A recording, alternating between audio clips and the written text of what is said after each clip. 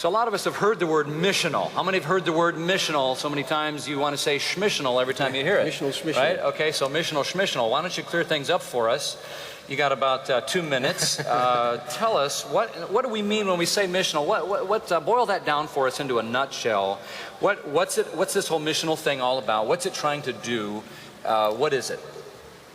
Effectively, missional church is the attempt to realign the church around the eternal purposes of God in the world.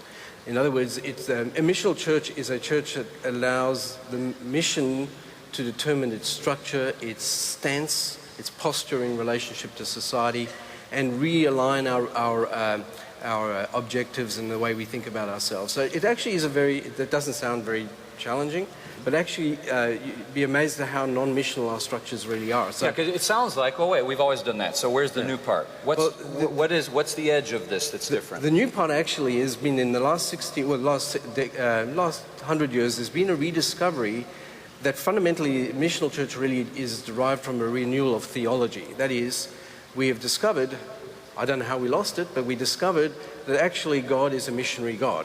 That fundamentally mission describes God as much as it does anyway. And the word mission, of course, is the word sent in English.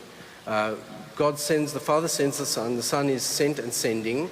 He's sent into the world on the mission of God, and then they send together the Spirit, that the Spirit is sent. And then Jesus says of all Christians, or to the disciples, but extending to us, is that as the Father sent me, so I send you. That is, all Christians are sent. So sentness is an adjective that describes or qualifies who we are as the church.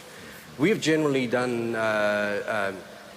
put mission under the church as something what the church does. Actually, the greater truth is that mission is what God does and the church joins in it. It's not so much the church has a mission, but the mission as a church. And I think that's a paradigm shift. So first of all, it's a theological shift, but that has methodological implications for us. Is that we allow the mission to set the agenda for the forms and expressions of the church.